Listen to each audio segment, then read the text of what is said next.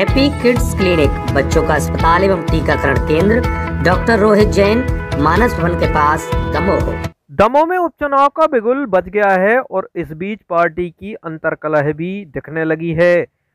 दमोह से लगातार भाजपा विधायक रहे पूर्व वित्त मंत्री जयंत मलैया के बेटे सिद्धार्थ मलैया जहां अपनी चुनाव तैयारी में जुटे हैं, वहीं सिद्धार्थ के मैदान में आने की संभावना भी बढ़ रही है।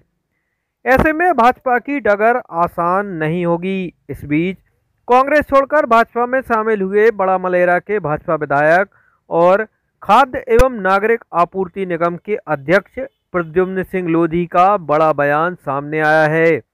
उन्होंने कहा है कि जयंत मलैया पर पार्टी के बड़े एहसान हैं और जितना पार्टी ने मलैया को दिया है उतना शायद जिले में किसी भाजपाई को नहीं मिला है और इस उपचुनाव में जयंत मलैया पार्टी के उन एहसानों को चुकाएंगे।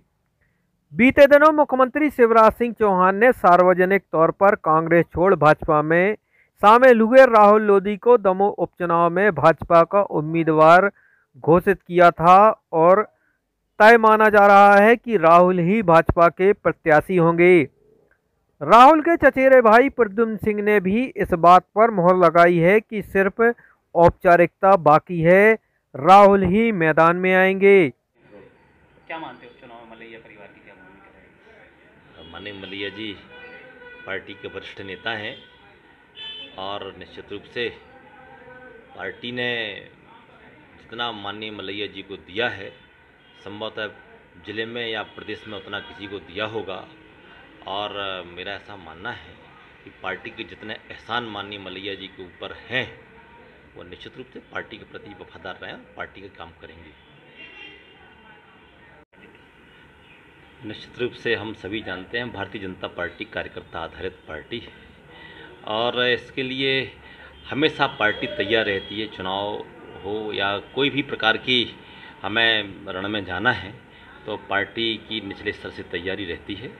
निश्चित रूप से अभी ये जो उपचुनाव दमोह के लिए आया है इसकी घोषणा भी हो गई है और पार्टी पूरी तरीके से प्रतिबद्ध है और पूरी ताकत के साथ यहाँ चुनाव लड़ने वाली है और ये चुनाव हम जीतेंगे।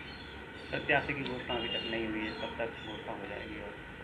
और प्रत्याशी तो तय कर दिया गया है और सिर्फ फॉर्म आने की आवश्यकता है। जैसे ही ऊपर से ये चुनावी जो फॉर्म भरने की तारीखें तय होंगी निश्चित रूप से बाकी प्रोसेस पूरी हो जाएगी।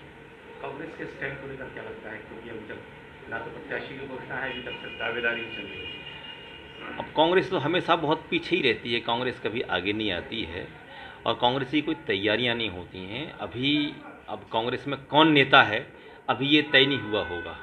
अभी प्रदेश में कौन नेता है, किस नेता की चल रही है और उसका यहाँ कौन सा छोटा नेता है जिसको टिकट मिलना है ये चलता है। वहाँ कार्यकर्ता कोई है नहीं, नेता ही है। अब किसी नेता को मिल जाएगी टिकट।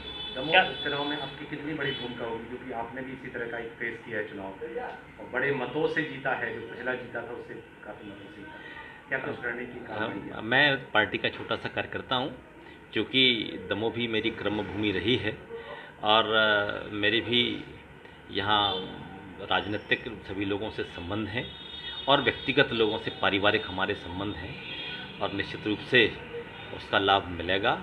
और आने वाले समय में जिस प्रकार की सौगात माननीय शिवराज जी ने दमोह के लिए दी हैं, मैं समझता हूँ दमोह की जनता इस बार समझ रही होगी जो बदलाव हुआ है। निश्चित रूप से दमोह आने वाले समय में विकास के पथ पर बहुत आगे जाएगा। पिछला चुनाव कांग्रेस जीती थी, फिर किस आधार पर आप कह सकते हैं कि इस बार भाजपा की जीत होगी? निश्चित रूप से उस समय जो चुनाव हुआ था वो मूल रूप से जो कांग्रेस ने वादे किए थे कि हम किसान का कर्जा माफ़ करेंगे 2 लाख तक का, उसमें बहुत से किसान भ्रमित हो गए थे और लोग चाह रहे थे कि निश्चित रूप से हमारा कर्जा माफ़ होगा परंतु कांग्रेस की सरकार कर्ज माफ़ कर नहीं पाई। उसके पास कोई ऐसी तकनीक के कारण या कोई बहुत बड़े कारण नहीं निकाल पाई जिससे किसानों का कर्जा माफ़ हो सके और किसानों की कर्ज माफ़ी भी नहीं हो पाई, जिससे बहुत से किसान आज ओवरड्यू हो गए और कईयों की तो अब ज़मीन बिकने वाली है। परंतु माननीय शिवराज जी ने कहा है चिंता करने की कोई बात नहीं, आने वाले समय में जितने भी अब कमलनाथ जी ने भले घोषणा कर दी थी परंतु जिन किसानों का ब्याज बढ़ गया है वो सरकार जमा करेगी। जयंत मलैया भले ही यहाँ पे चुनाव जीतते रहे, लेकिन कहीं ना कहीं उतनी ही वोट भाजपा को मिलती रही है जितनी कांग्रेस को मिलती रही, ज़्यादा अंतर नहीं रहा है। तो क्या मानते हैं? मैं मानता हूँ ये भारतीय जनता पार्टी का गढ़ है। यहाँ के लोग बहुत समझदार और जागरूक हैं। पहली बार पूरे युवाओं का, मैं तो समझता हूँ, एक मांग थी और उस समय मैंने आंदोलन देखा, जो युवाओं के द्वारा आंदोलन उठाया गया कि मेडिकल कॉलेज यहाँ आना चाहिए। और निश्चित रूप से ये अंतरात्मा की दमों की आवाज़ थी कि मेडिकल यहाँ आना चाहिए। यहाँ से सागर 100 किलोमीटर दूर है, यहाँ से जबलपुर 100 किलोमीटर दूर है।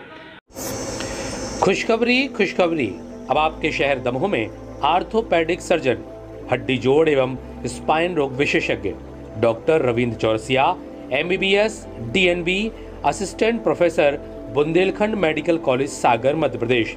उपचार सुविधाएं, सभी प्रकार के ऑपरेशन, हड्डी एवं जोड़ के फ्रैक्चर, आधुनिक पद्धति से उपचार, गठियावात, आर्थराइटिस, साइटिका एवं रीढ़ की हड्डी का उपचार, घुटना, कमर दर्द, हाथ पैर जकड़न एवं जन्मजात पैरों के टेढ़ेपन के उपचार के लिए हर रविवार को सुबह 10 बजे से शाम 6 बजे तक जानकी मेडिकल, यूनियन बैंक के बाजू में, राय चौराहा, दमोह में उपलब्ध रहेंगे। खुशखबरी खुशखबरी, अब आपके शहर दमोह में पंचकर्म एवं बवासीर रोग विशेषज्ञ डॉक्टर राजकुमार पटेल, MD आयुष, जिला चिकित्सालय दमोह। उपचार सुविधाएं, भगंदर, फिशर, त्वचा रोग, चर्म रोग, जोड़ों का दर्द, मोटापा, थायराइड, बात रोग, गुप्त रोग एवं बवासीर का आयुर्वेद पद्धति से इलाज व ऑपरेशन किया जाता है। प्रतिदिन दोपहर 12 बजे से शाम 7 बजे तक। श्रद्धा मेडिकल, मानस भवन, सरकारी अस्पताल के पास, दमोह, मध्य प्रदेश।